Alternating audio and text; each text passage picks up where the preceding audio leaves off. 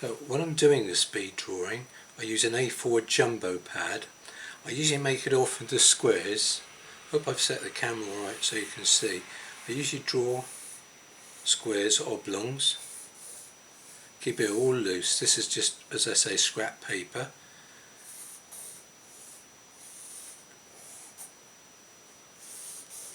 I'll do 4 there.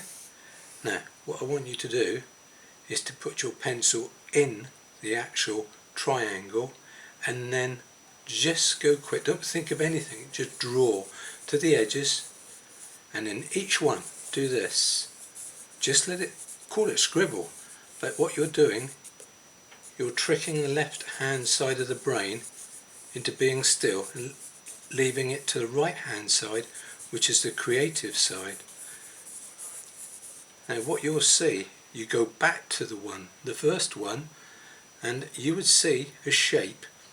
Because I do a lot of faces and I do a lot of portraiture, I often see portraits, but you could see anything. You would see trains, you would see boats, you would see something happening, you would see two people talking, and the interesting thing is the picture comes out from the scribble. You get such an interesting look. This one I can see is quite an older gentleman, and he's having a little smile. I think perhaps he's reading a little book there to himself. Or it could be a lady that's actually reading. But he definitely looks like a cleric, this one. Make him into a cleric. You can see you work on this, you keep working on it, building it up, and in the end you can paint it. But this can be transferred and you do exactly the same on canvas, except with a paintbrush and ink. You would do this one here, we'll look at this, and what can I see? I can see a shape here which is rather nice. So I would see an eye there, an eye just in there. See a rather little nose, tiny nose, and a little man, feeling a little bit sad, sorry for himself. A little bit sorry for himself, looking down.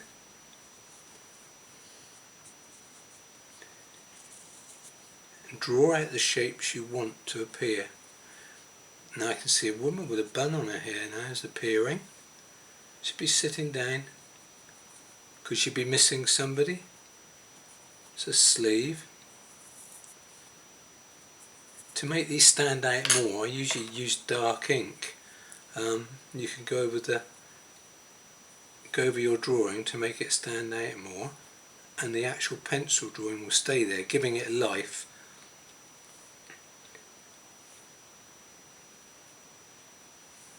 Be very intense, looking into space.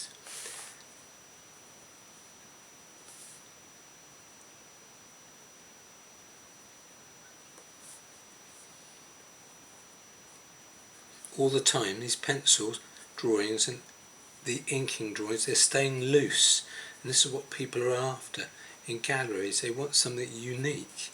In this way your unique drawing and your unique painting to you will come out. It won't be the same as everybody else's. This one we can see is like a working man in his cap so far. Bit of a chin there.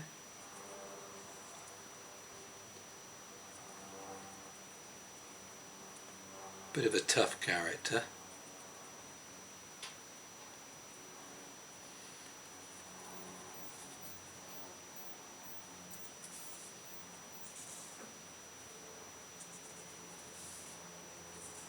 As you can see, most of these are coming out as portraits because that's what I love to do mainly, but they would work for anything. You can see with this next one, could it be an elephant? Well, if you're into animals, it could well be an elephant.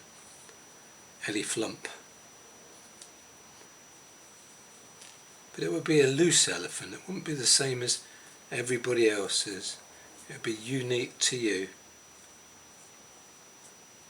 A bit of a sleepy elephant. This loosens you up, so when you come to do the big painting or the big drawing for your gallery or your commission, you're going to keep loose. It's not going to be important what you do in these little scribbles, but for some unknown reason they come out really, really well and interesting. They're not boring. They don't follow everybody else's drawings. They're unique. They'd be your unique. Hope you can see this alright with the camera and the light. It's such a bright day, lovely warm one.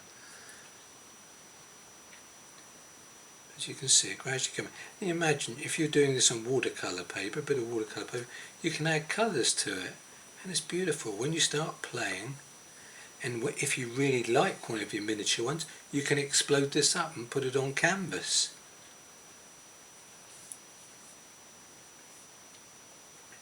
I've made this into a children's elephant a bit, haven't I there?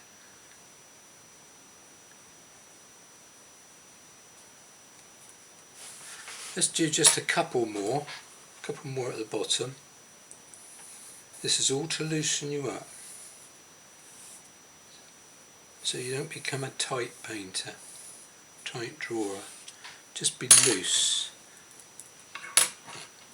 And just let that pencil go. Quicker the better. Let it really go. So you can't think, what is it? Doesn't have to be anything, it's there, it's done. And then afterwards you see the shapes, you can see. Nothing to stop you if you wanted to turn it on its side to draw it. You could turn it on its side, turn it long ways, turn it on its side again. You could get so many interesting things. Perhaps a mermaid in this one, very surreal type mermaid. Draw that over a bit. So that would be her hair, her back, her arm. Or is it somebody sitting on the docks, waiting for a boat to come in? Could that be a lighthouse?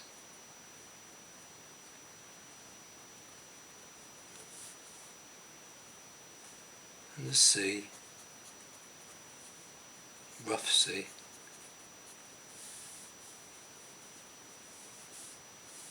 Perhaps a boat right out at sea.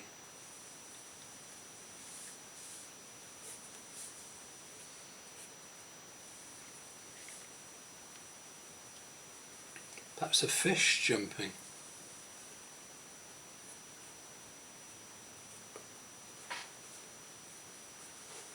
You see what I mean? You can gradually pick pictures out that have come from the unconscious, and you've tricked your left brain into staying out of it, the critical side.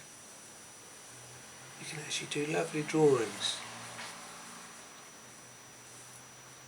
Make that into an island there, like a little trees. The fish is jumping. What a lovely cover that would be for a children's book.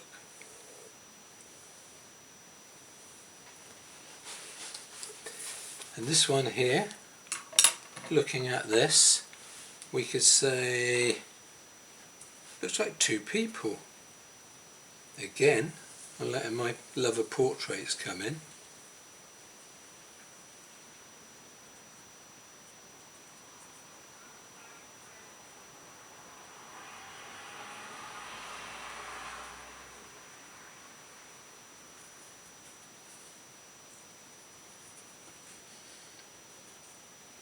Sorry, I'm going quiet. I get quite lost into this. I quite enjoy it. This would be a rugby player, I think. He would be playing rugby or football, and he's moving. He's running with the ball. And that's the ball, and he's running with it. Perhaps he's got his rugby hat on.